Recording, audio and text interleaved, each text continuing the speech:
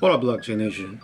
What up, YouTube? So this is a long overdue video and by the time you're watching this, there's so much news out there about SBF, which is Sam Bankman-Fried.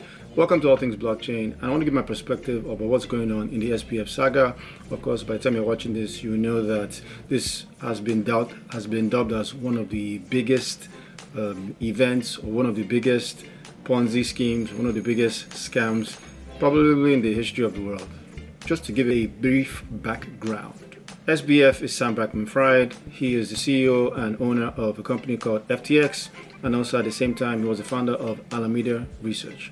Now, Alameda Research is a firm that handles trading and investing. FTX is a crypto exchange. So as we know, just to give you a background of how this whole thing played out, what happened was Alameda Research FTX was taking customers' deposits, which was supposed to be used to buy cryptocurrencies, crypto on behalf of customers all around the world. Of course, you had the FTX US and FTX Global, and so this was the global part of FTX that was taking customer funds that were supposed to be used to buy crypto assets and using that instead to fund Alameda's research's, lack of a better word, Ponzi scheme, or pretty much pool or fund to use to make risky bets. And you're not supposed to do that. You're not supposed to take customer deposits, at least without informing them to make those kinds of investments, which is what Alameda was doing and FTX was doing at the same time. And what they were using as collateral were tokens that were issued by FTX, which as of today are worth, well, who knows, pretty much nothing. Off with his head!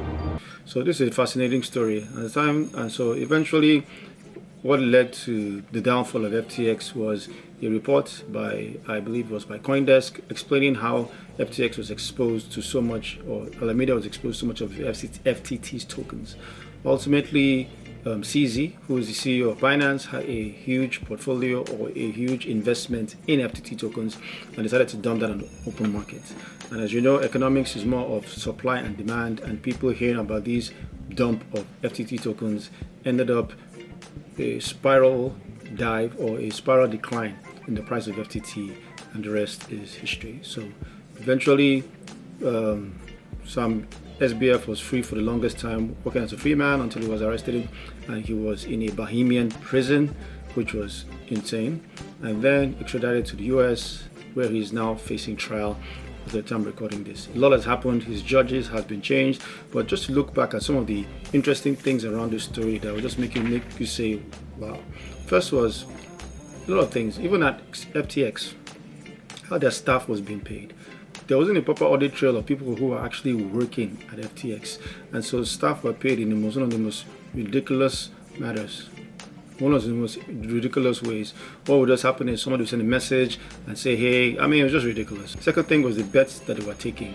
They were buying out stadiums. I've done a video about how they bought out the Miami Heat Stadium. They were using people like Tom Brady and Steph Curry as brand ambassadors.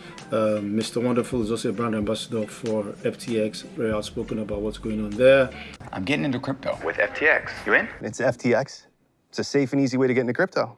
I don't think so. And the way they were just making those risky bets. Companies like Coinbase, who had a better track record in terms of traction, and the largest exchange arguably in the US, weren't making those kind of bets, but FTX was doing some things that I guess those are red flags for us to see that there was something fishy going on.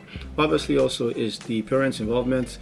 Caroline Ellison, who was Sam Bankman-Fried's girlfriend, and also one of the founders or one of the participants in this Ponzi scheme.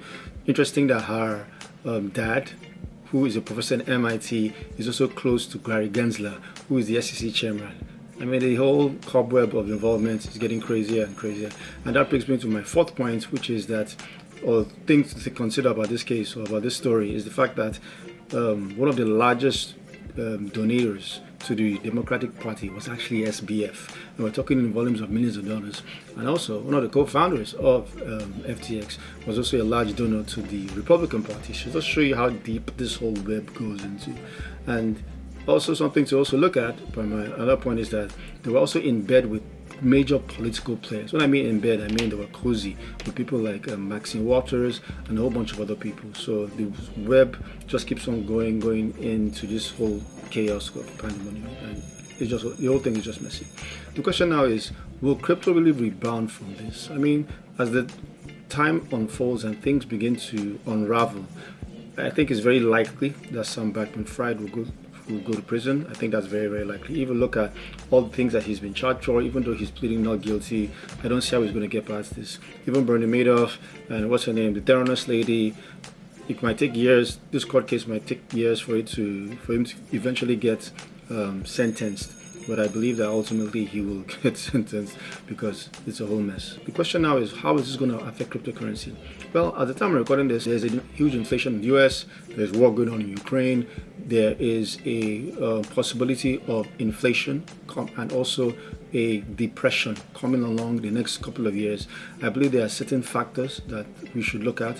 One is the fact that this is a political season that is coming on. Two, the fact that as I'm recording this, the debt ceiling needs to be raised by the current administration, and there are a lot of things going on in the economy. So I doubt very much if this will have a negative impact in crypto because of the weather that we are in. So I've always said that what's important to crypto, about blockchain or about crypto assets, Bitcoin and Ether and the rest, is that it's important that it's tried. It's important that we go through these seasons. It's important that we go through bull cycles and bear cycles and bull markets and bear markets, because I believe that in testing the validity of crypto or the resilience of cryptocurrency in this interesting tide that we're in, I believe that we'll come out stronger. I believe we'll come out better. I think that a lot of things are still going to unravel in this space, but ultimately I still think that we are living in the early days of cryptocurrency. It's draws some very close similarities in 2008 or in early 2000s during the dot-com bubble, where we had pets.com and a whole bunch of other startups that were exploding, and then of course there was the whole bubble that burst, and then ultimately we had Amazon, we had Google, and all the companies that survived the tide. So I think that's exactly what's going to happen to cryptocurrency as well. Back to SBF, it's going to be interesting to track the story and see how it plays out, but it really is one of the greatest Ponzi schemes in the history of the world. But not all negative news in crypto. There are other good players in this space.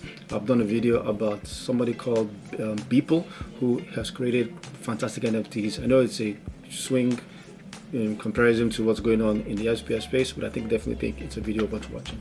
Alright, so we'll keep you updated, and until next time, my wish for you is that you learn more about cryptocurrencies, because crypto is changing and will change the world. And those who get involved early, in my humble opinion, will greatly impact the future. If that is you, let's go change the world. Still looking for ways of earning extra income? Clicky lets you earn by sharing content you normally would have with friends.